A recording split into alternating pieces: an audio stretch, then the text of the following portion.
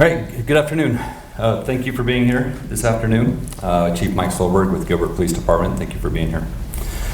All right, I'm here to update you today on our teen violence investigations and want to let the community know that we're making significant progress on our cases. Thanks to our citizens and the media who have brought forth information just in the last 30 days. As a recap, in January of 2024, we've made 22 arrests related to teen violence. The great majority of these arrests came from information we received from the community, who have helped bring forward this information to us in the last 2 months. Since we met last Thursday, we've made 6 arrests. I want to go into detail of what those arrests involved. Of those 6 arrests, they involved 4 different cases. On Thursday, January 25th, last Thursday after our media briefing, we took into custody a 17-year-old juvenile, and he was charged with aggravated assault. This was regarding an assault that occurred at a house party here in Gilbert. On Tuesday, January 30th, we arrested 2 individuals. 19-year-old DeLeon Haynes, and he was charged with aggravated assault and aggravated robbery. And that was in regards to an InNOut case here in Gilbert. And then we also arrested a 17-year-old juvenile and charged with aggravated assault and aggravated robbery in that same InNOut case. On January 31st, yesterday, we arrested 3 more individuals. 17-year-old juvenile, and he was charged in 3 different cases with aggravated assault. One involved an assault at a house party, one involved an assault in one of our town garages, and the third, an assault at the InNOut. The second individual arrested yesterday was 20-year-old Jacob Pennington, and he was charged with aggravated assault. That name may seem familiar to you. That is the individual that was arrested by Pinal County earlier this month, and he had since been released. We arrested him yesterday, and he was charged in regards to an assault at InNOut. The third arrest we made yesterday was 18-year-old William Owen Hines, and he was charged with 2 cases for aggravated assault. 1 case at the InNOut and 1 case at a house party. We're currently working on 9 active investigations. Those 9 cases, 2 of those involve threat cases, 3 of those involve assaults at InNOut, and then 4 assaults at other locations in Gilbert. Due to all this new information coming forward, we anticipate more arrests will be coming. So we will be providing you those updates, as I said before. As soon as we make those arrests, we'll get that to you. We want to encourage individuals to continue to provide information like they have been for the last 30 days. The community tips and media support are what's driving this new information and allowing us to make these arrests. Remember, these cases remain fluid, and as we get new information, we will provide you with updates. Our goal, our #1 priority, is the safety of our community. We will continue to actively work these cases. And I'll reiterate again what I've said before. If anyone has any information about any crimes that happened in the past or potentially in the future, please reach out to us and provide that information, or in whatever jurisdiction you live. Our goal, as I said, our #1 priority is to maintain the safety of our community, and we need the public's help in doing so. With that, I'll take any questions you guys may have.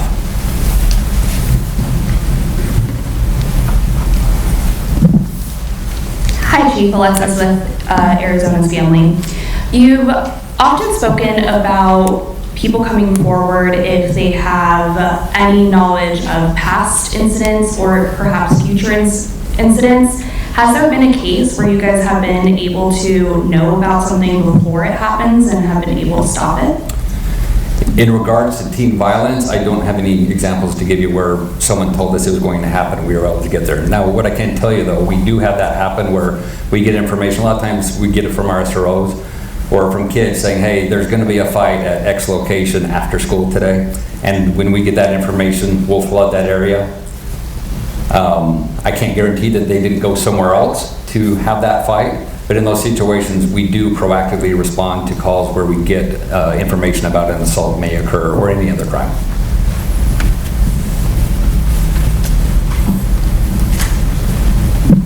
Hi, Chief. Beyond Coach Channel 12, and I apologize for walking in late. It's okay. We had reached out to InNOut on Monday, hoping to get a response from them in terms of what they've done to make their premise safer. We still haven't heard back from them. I'm curious what conversations GPD has had with InNOut, and if so, what the response has been to you guys. Yeah, throughout, even before we were having issues with teen violence, they're a partner in our community just like any other business. And so we work with them just like we do any other business to ensure the safety of their business and everything around them. So we've had that relationship. Every business is different on how they respond when incidents like this happen. It's their property. We do rely on them in an instance where we may have people loitering or hanging out. If they're okay with that, that's up to that business. But if on the other side, if they want them removed, it is their property. We can ask them to move on. And so throughout our calls for service, the ones we've been looking at for the 4 years, that has happened, where they've reached out to us. We've relayed the message based on what their desires are. But they are a willing partner. They obviously want a safe business as well.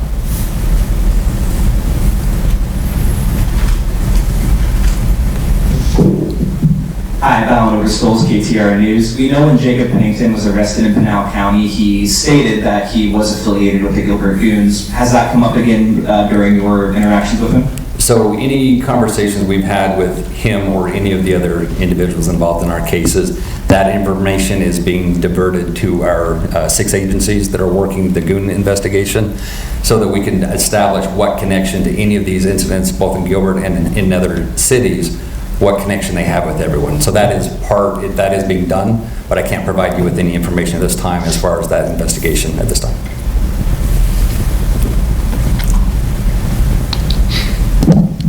Thank you.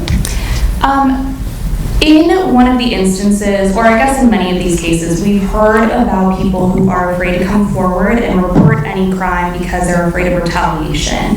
What is the department doing in terms of trying to get community members to come forward with any information they may have, but also making them feel safe enough that they won't be a part of another crime? Yes, no, and I understand their concern, and we've had cases where some have come forward, but they don't want to assist in prosecution. We've had 4 cases like that where we could make an arrest, but they don't want to assist in prosecution for different reasons, and that's within their rights. But what I would say to any of those individuals or anyone else that's listening is that we can only prosecute those who we can establish probable cause. We need the assistance. Now, in some cases, we can proceed with charges without the victim, and in some cases, we are looking to do that. I understand the concern, but relay that concern. If you have concern that's why you're concerned about reporting it or that you don't want to be part of the process, we can explain that process. We do have victim advocates as well, both within the department and within the prosecutor's office and the courts, that can help guide them through. And if they feel they need an injunction against harassment, order of protection, that's always an option as well. But anytime we need to know of those threats, so whether it's perceived or actual that they're getting threats, but if they're just concerned about getting those threats, relay that information and we will work with them to get that information. Because as I mentioned last week, even if we don't proceed with a case, if we can gather intelligence and information about the individuals that are doing these crimes, we may be able to help connect other cases, even though that one may not proceed.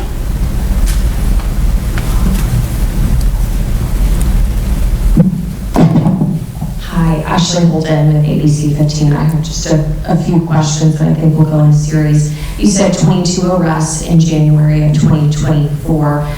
Were those 22 separate individuals? We know that we've had some people that were arrested for multiple cases. Do you know how many people have been arrested? In those 22, so as I mentioned in the 6 just this last week, I mentioned where one individual was arrested for 3 different cases. So when I talk about number of arrests, if it's each individual case, if we're arresting that same person 3 times, I'm counting that as 3 arrests because we are clearing 3 cases on that individual. So I don't have the total tally of the total number of people, but we do have that information on how many have been charged on multiple counts.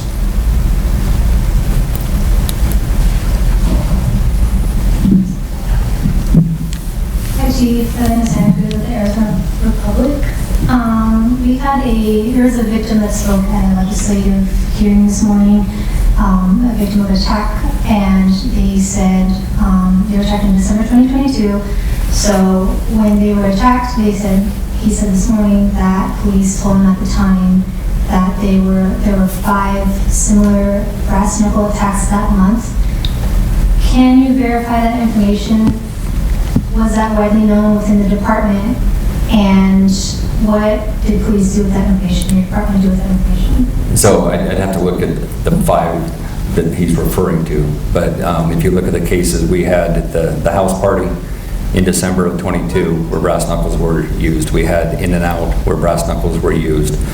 Our other incident in December, now keep in mind, a couple of those incidents where we now know that they occurred and brass knuckles were used, we didn't know about those incidents till late December, January.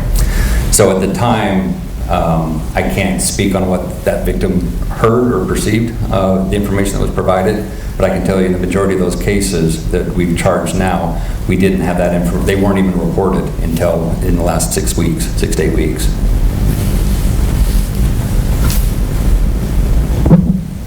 Chief, your department has acknowledged in one reopened investigation, the August 18th InNOut attack, that a lead was missed and should have been followed up on. I believe that was what we found in the report that we got earlier this week, and that was a witness and their phone number had been provided and that person was never called. What changes are you making internally to ensure that type of miss doesn't happen again? Yeah, several things, and thank you for the question.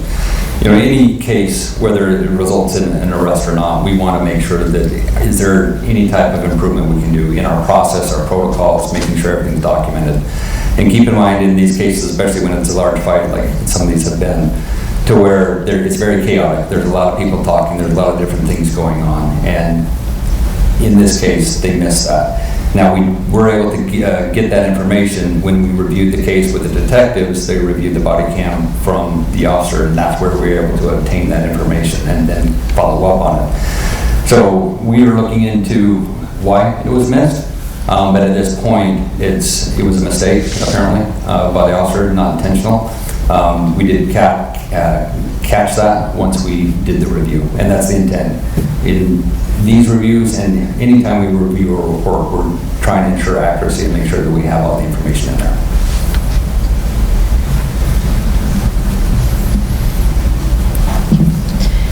I know that you said the Gilbert Goons investigation is still ongoing. I've seen pictures of many of the people that have been arrested together on social media in different groups.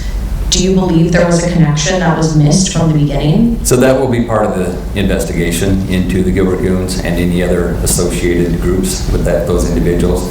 And I've seen the photos just as you've seen those photos. And that's what the point of that investigation is, the origin of those groups, if we confirm they existed. And then any association amongst all the members, whether it's a gang member, if they are classified as a gang, or whether it's just an associate or just someone they know. So that will be in the investigation that we reveal later.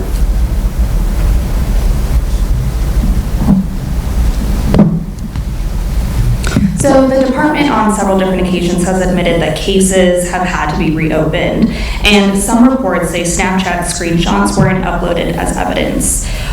Is there a disconnect with officers and perhaps what's happening on social media or happening on the streets of Gilbert? So no, in that situation, this case that you're specifically asking about, we have the ability through evidence.com, that's how we upload our digital evidence. We've made it very convenient for victims, witnesses, anyone who wants to provide us photos, videos, to provide in that link, and we rely on them to send us that information. And in that case, the officer will review thousands of messages amongst the individuals involved in that case. And when he received the case, he saw that not everything was included in that. And that was part of the reason why we reopened that investigation, because we wanted to get all of the information that we did not receive. And so it wasn't because the officer failed to provide it. Unfortunately, the victims didn't provide it. And so that's where we've gone back and asked for that information. And that's why it's still an active case.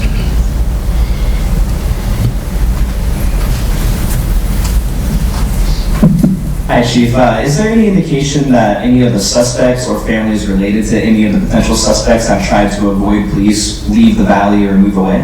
Not on any of our cases. When we've gone out to look for them, once we establish probable cause, we've been able to locate pretty much everyone that day that we've gone out to look for them.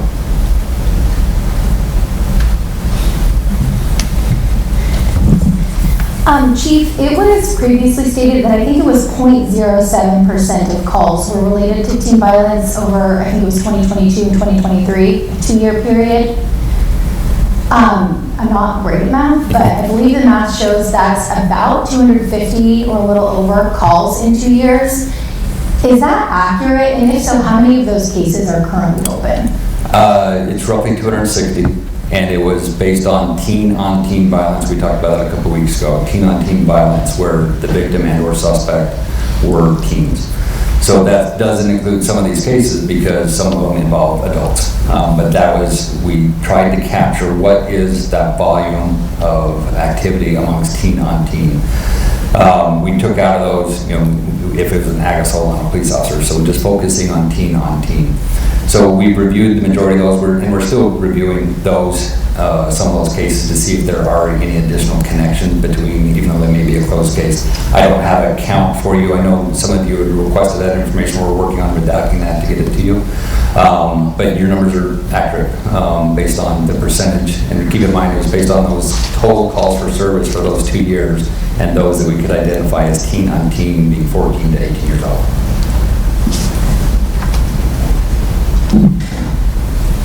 Hi, Chief.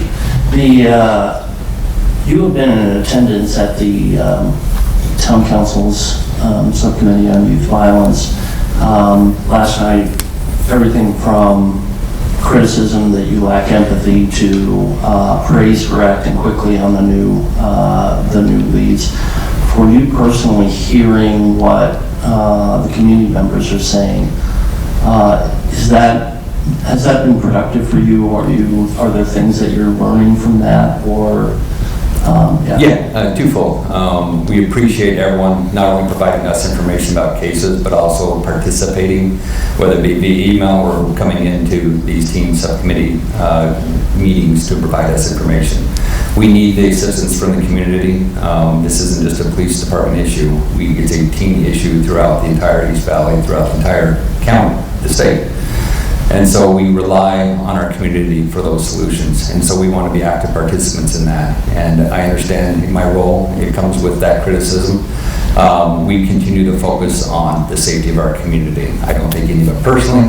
It's all about the safety of our community. I understand people are frustrated and they want answers, and we are trying to provide as much information as quickly as we can.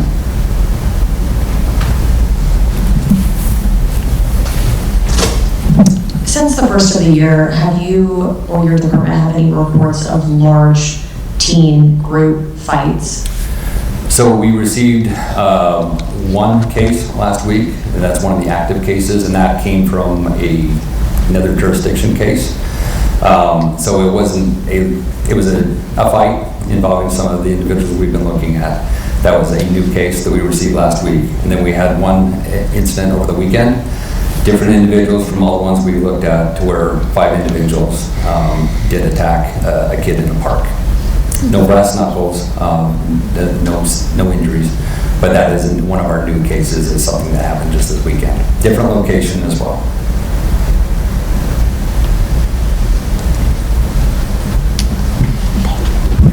I asked this 2 weeks ago, maybe prematurely. It was before any legislation was written, but now there is a brass knuckles ban on the table. It was heard this morning, and there was some conversation amongst legislators on what changes they may want to see moving forward.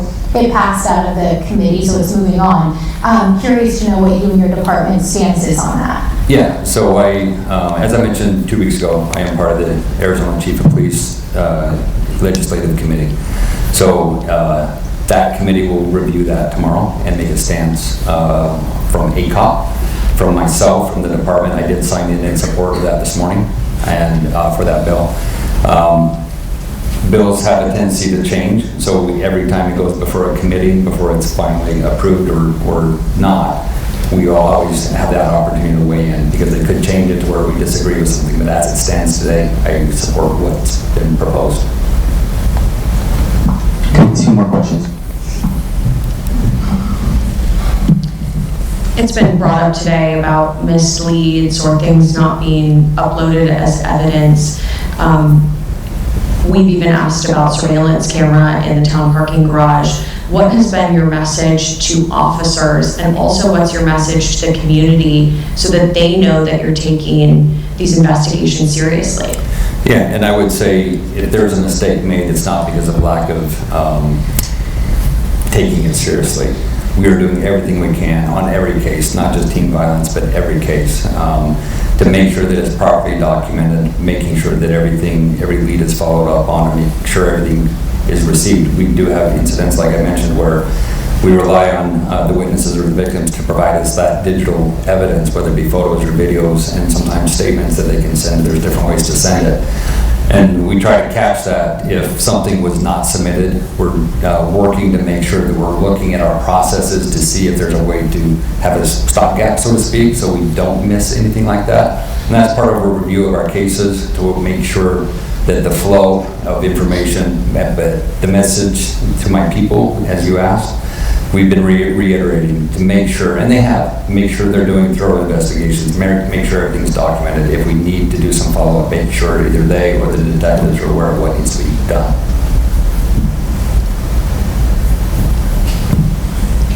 Last question. Chief, some of the social media that's been attributed to the goons has demonstrated things that weren't violent acts, but in fact, things like street racing or dangerous driving, consuming alcohol. I'm wondering, is there